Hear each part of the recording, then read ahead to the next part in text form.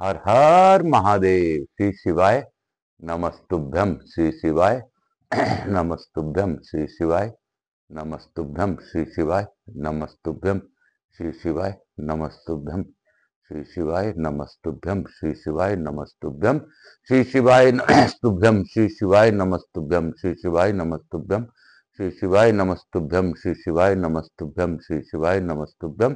श्री शिवाय नमस्तुभ्यम। श्री शिवाय नमस्तुभ्यम। श्री शिवाय नमस्तुभ्यम। हे भोला सब दुख काटो हमारा, हे शंभो सब दुख काटो हमारा।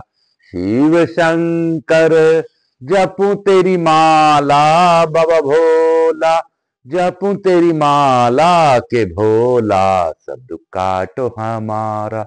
हे विश्वेश्वर नाथ सब दुख काटो हमारा। हे काशीपति अधिनाथ सब दुख काटो हमारा। हे कैलाशवासी सब दुख काटो हमारा।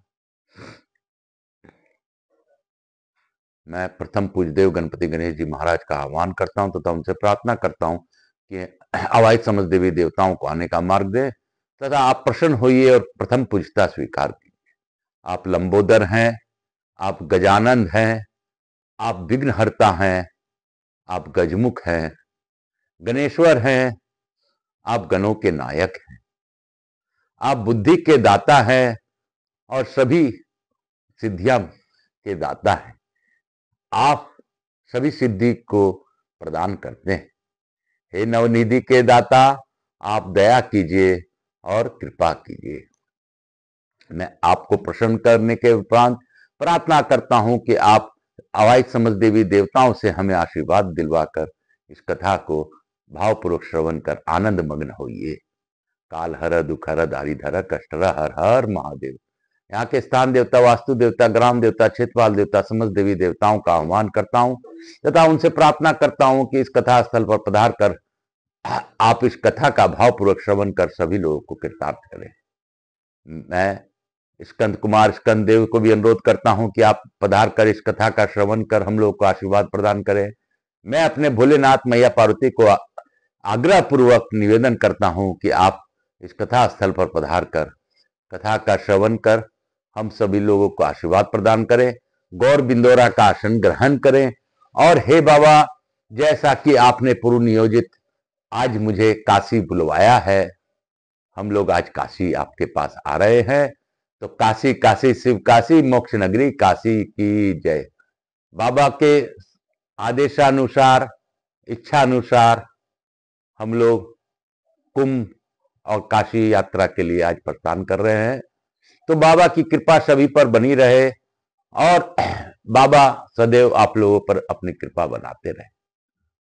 मैं बाबा से प्रार्थना पूर्वक अनुरोध करता हूं कि बाबा आप जिस प्रकार चाहें वैसे कथा मुझसे सुन लें, सुना लें और करवा लें।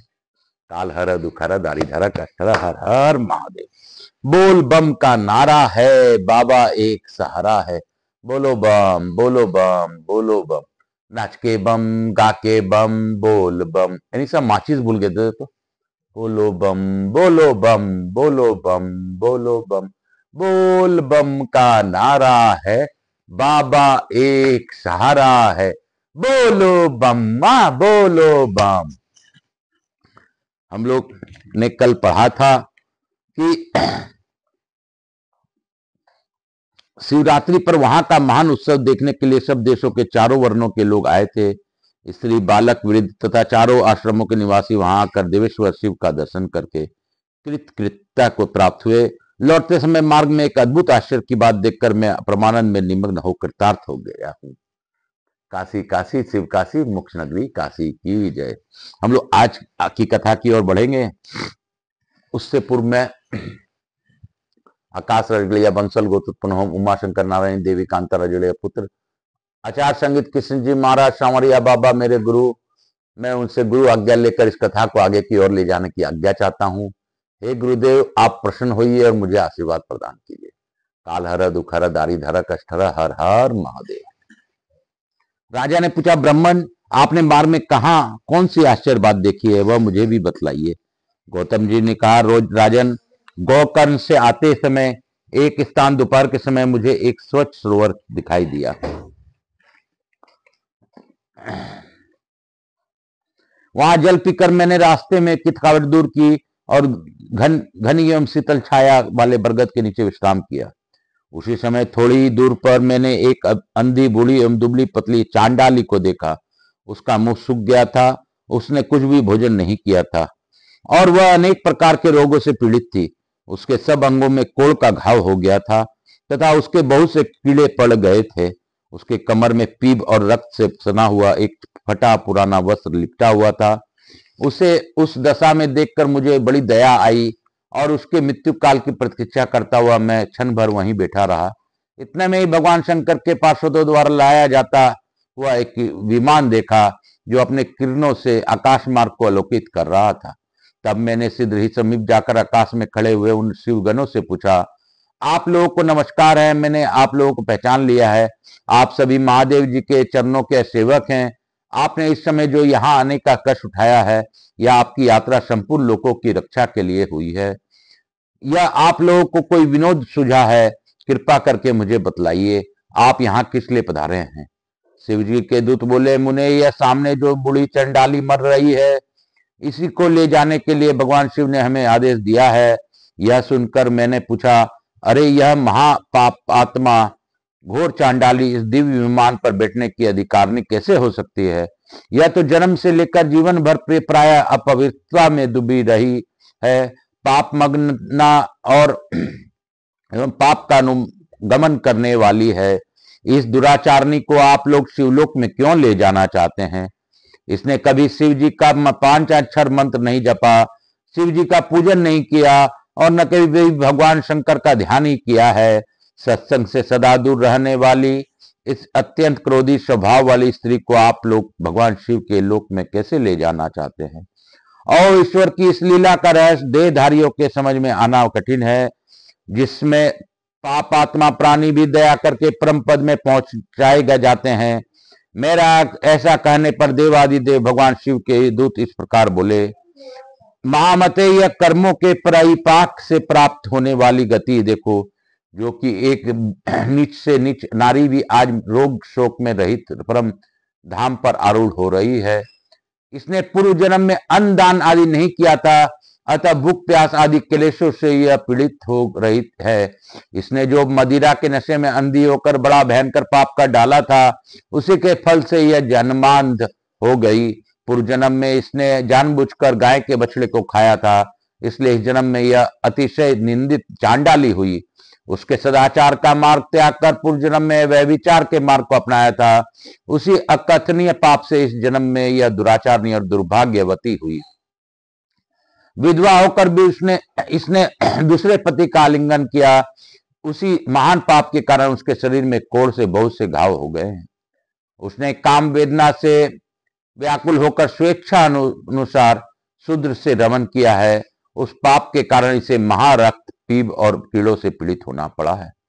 इसने कभी उत्तम व्रतों का पालन नहीं किया, यज्ञ पूजा नहीं की, कुआं आदि खुदवाने या बगीचा लगाने का काम नहीं किया। उसी पाप से यह सब प्रकार के भोग साधनों से रहित होकर दुख पा रही है। पूर्व जन्म में इस मूल स्त्री ने मदिरा पान किया था, उसी पाप से यह महायक्षमा की पीड़ा और हृदय शूल से तड़प रही है। मुनिश्रेष्ठ, विवेकी महात्मा यहीं पर सब मनुष्यों में उनके संपूर्ण पाप चिन्ह देखते हैं। यहाँ जब बहुत से रोगों द्वारा पीड़ित और पुत्र तथा धन से हीन है, जो दुष्ट लक्षणों से क्लेश पाने वाले और लाज छोड़कर भीख मांगने वाले हैं, वस्त्र, अन्न, पान, सैया, भूषण और अभ्यंग आदि से वंचित, कुरूप, विद्याहीन, विकल अंगों वाले, लूले, लंगड़े आदि कुत्सित भोजन करने वाले, दुर्भाग्यवान, निंद्रित तथा दूसरों के सेवक हैं, ये सभी पूर्व जन्म में बड़े भारी पापी रहे हैं। इस प्रकार यत्न पूर्वक विचार करके और संसार और मनुष्यों की दशा देखकर विद्वान पुरुष कभी पाप नहीं करता। यदि करे तो वह आत्मघाती है। जीव का यह साधन है,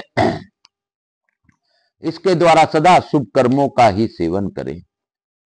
पाप कर्मों का सर्वदा और सर्वथा और एवं सर्वदा त्याग दें। सुख की इच्छा रखने वाले पुण्य करना चाहिए। मनुष्य का यह पाप अत्यंत दुर्लभ है।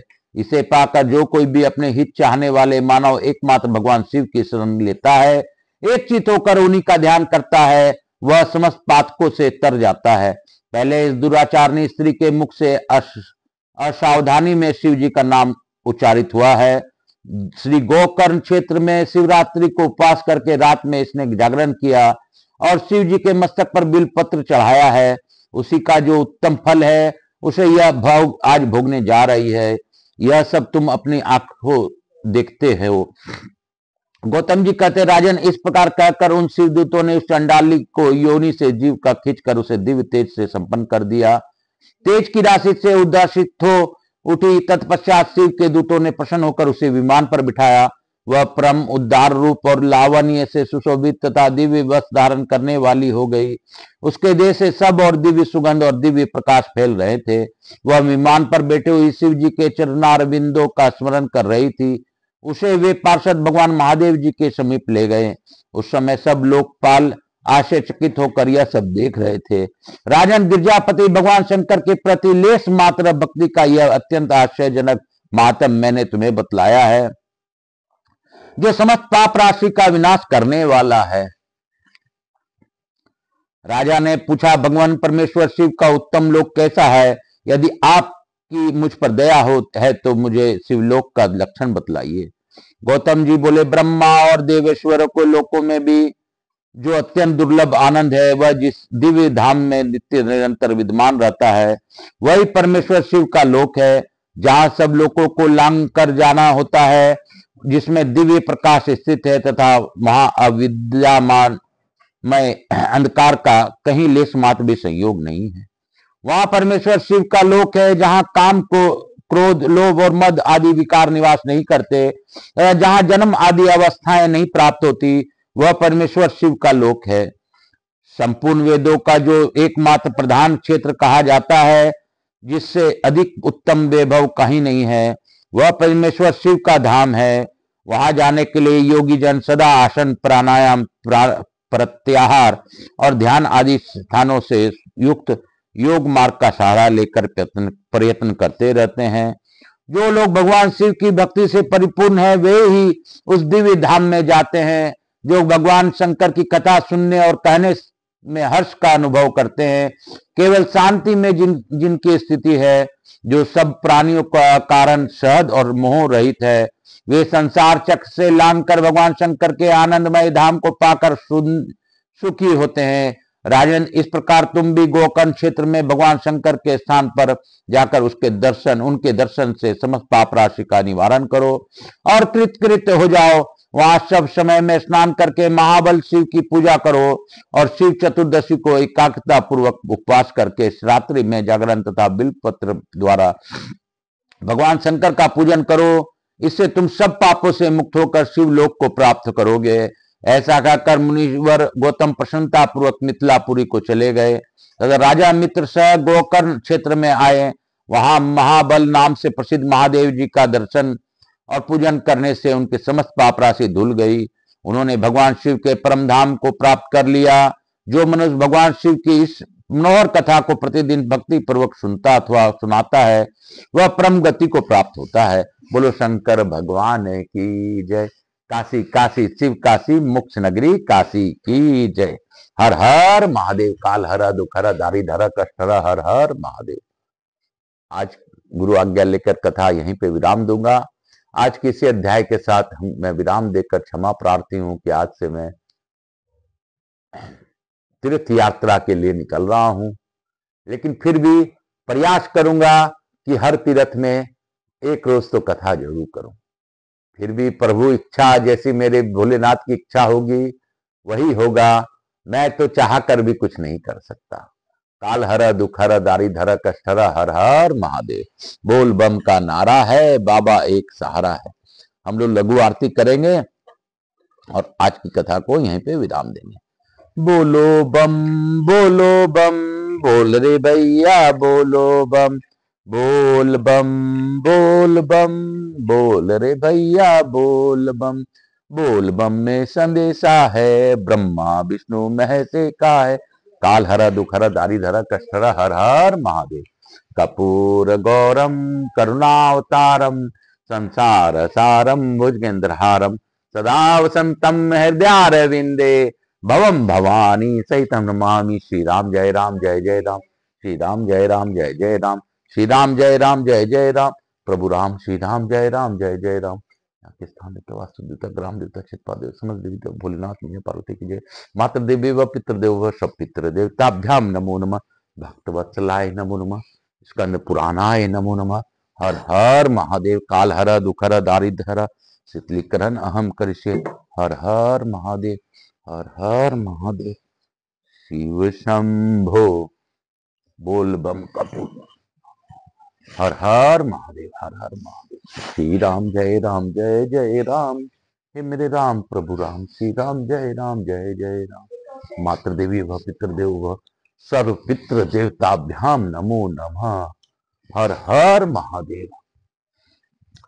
बोल बम का नारा है, बाबा एक सहारा है, बोलो बम बोलो बम बोलो बम। आज की कथा यहीं पे विराम देते हुए, आज दिनांक 9 जनवरी 2024, मैं 14 तारीख को कुंभ स्नान कर रहा हूं। इस महापावन कुंभ के लिए मैं सभी को बधाई देता हूं, और जैसा मेरे भोलेनाथ की इच्छा हुई है, मैं उस प्रकार स्नान इत्यादि कर इस कुंभ का लाभ लूंगा, जिससे बाबा भोलेनाथ प्रसन्न हो और मुझसे जुड़े मेरे हितकारी सभी लोगों पर अपनी अखंड कृपा बनाए रखें, और सभी जो इस कथा का श्रवण करे उन्हें कथा श्रवण का लाभ मिले, जो इस कथा को सब्सक्राइब करके आगे बढ़ाए और खुद सुने, उनका जीवन में जो भी अच्छे कर्म हैं, सत्कर्म में बाबा भोलेनाथ उनका साथ दे। काल हरा दुख हरा दारिद्र कष्ट हरा, हर हर महादेव। बोल बम का नारा है, बाबा एक सहारा, हर हर महादेव, हर हर महादेव।